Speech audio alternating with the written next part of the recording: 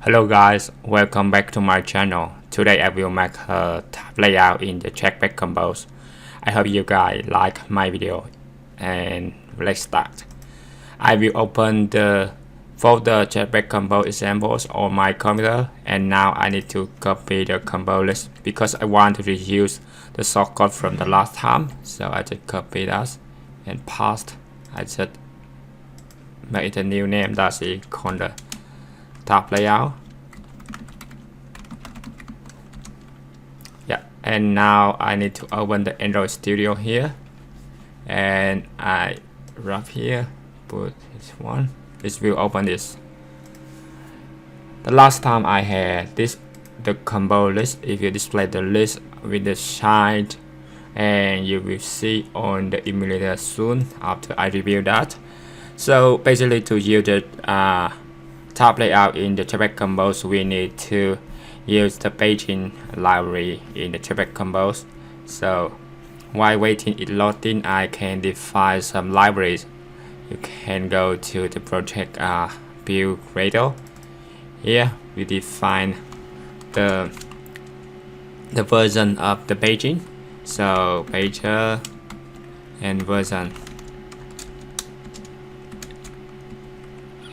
I think that's the stable version, that's it 0.18.0. And the next one I will go to this.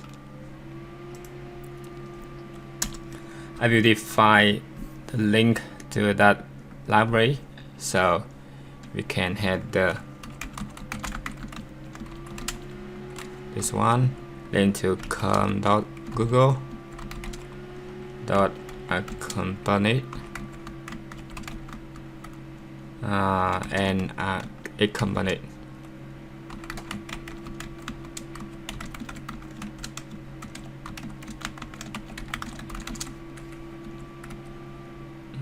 I think we should use the double quote, and then the next one implementation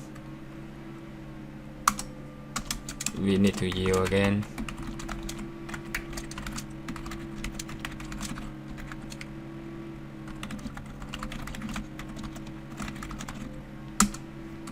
Yeah, now we have the libraries and we can use it in our shortcut now. I already opened the shortcut again. You can see on my screen it had the main activity and it will have the side page. The side page only had the card of the site and it had a list displays the card. We can see it rebuilt and lost here soon. And the site I will get from the library that I already built in here. It will put the library here. You can see this. No, that's one. That library with the site. The site will have some information about the name, title, description, and image. That's image I'll get in from the access folders in the site library. Yeah, it's rebuilt and it's loading here. We can keep going with the kotlin. So I will go to the site page to avoid to make the site page files really big. I can define the new page like on the tab layout. So that's one. We call the tab page. It will make it really easy to know. Yeah. So first of all, I need to define some the compose function here. Example, I want to display the tab on the top. It will scrollable. So I can define the function that we call the tabs. So I use the this is the tabs, and it had the base state, the bigger state.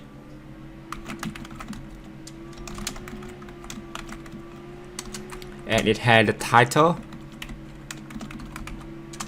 I need to define the title. That's the list of string. Is missing something? State. Yeah, it need to annotation the experimental page API. So it will load, and I need to get the scope. And remember this one. I make the title of the tab layout can scroll, so here I can use the scrollable tab layout. Yeah, here this one, and bigger stage, current page, and I define the combos here. We had a list of title and widget for each index. Here I had that one and the title. Okay, I don't need to use this, and then I need to use tab here, and the tab is with the text, and it's the text view. I need to import this one. Yeah, let's see which one. Okay, the first one, I think so. And here I just use the text, and it needs the text view, and we had the tab title at index, and I need to define some styles. Example, we need to define the color for different stage. Example, it has the color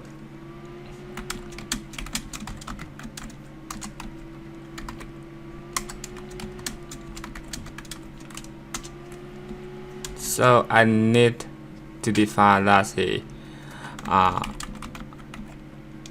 while something, if you can choose different color you want, and here I choose color. Yeah, that's a different color to indicate the text will in case that is selected or not select thing. And then the next one is related to selected state. So you need to compare the current page state and current page with the index. The next one is need to have the tab layout. It had the text, something missing. I will check again later, but no worries. We had on click. If you invoke somewhere, and it has scope, launch.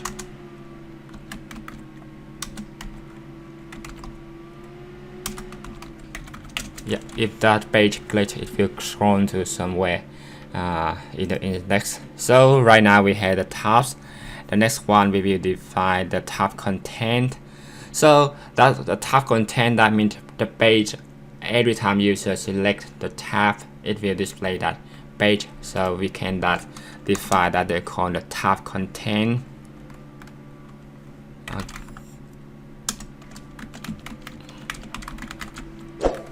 It has the page state.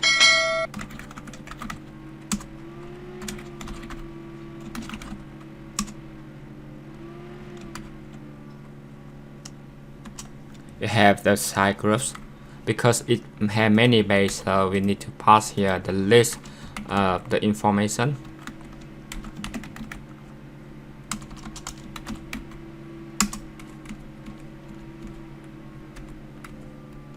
Yeah, okay, so now we need to add the annotation, the same with upper method.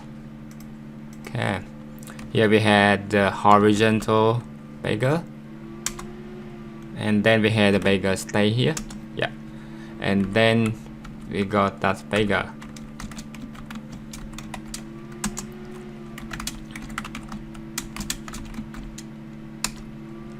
If you get the current page, I think this is should change the name. I need to change that to the beggar. No.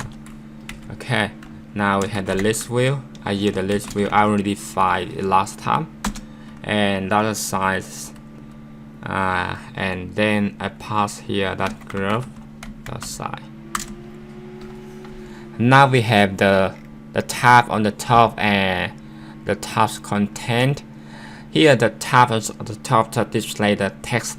So if you want to use the image or different kind of tab on the top, maybe you can make the research, or I can make another video for that.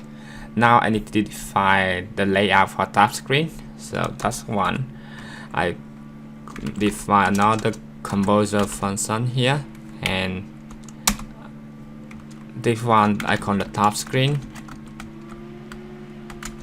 and it had the list of the size. Yeah, we had that one, and we need to check that one if it's not empty or something, but I don't think we need to check. Okay, maybe we need to check that in case it's none. We display let's just display the text on the screen. It's not empty, we just use that. And then we use the remember beggar state, and then we have the size of the beggar that relate to how many items in that list. So I got the size here. The next one, I need to define the column for its beggar state. So I need to use the column here, and then I need to use the modify to make sure that column had some background or something. You can define the background or something you want, but I just leave it empty. So I use the tabs here. It had the beggar state here, and the next one the title, and I need to get the title from this one, and then I need to use the title for the site. And the next one I use the tab contents. I need to use the beggar state, and we have the site group. Okay, the next one, if it's in none, I just display something like no data. Yeah, now I need to add some annotation to make sure it works. Yeah, look like everything good. We can check with the list of size, but I think we can try directly with the data here. So just come back in the main activities. If it's on reload, and we need to assign something like this, and then we can get this. Now we need to get a list of groups, so I need to define that group, and then this is a side group here. The last one, I need to update group value, and then I remove sign here. Now I just get the own last one, and the last I need to define something that's a tab screen. Okay, and then we have the side group. I think that's group, and we have this value.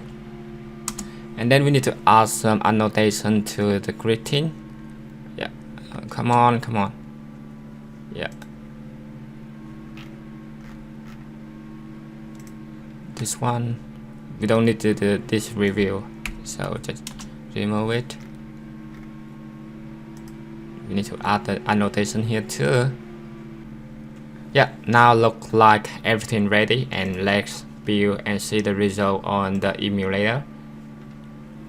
If you have any questions about that, please leave it in the comment. I will spend time to answer.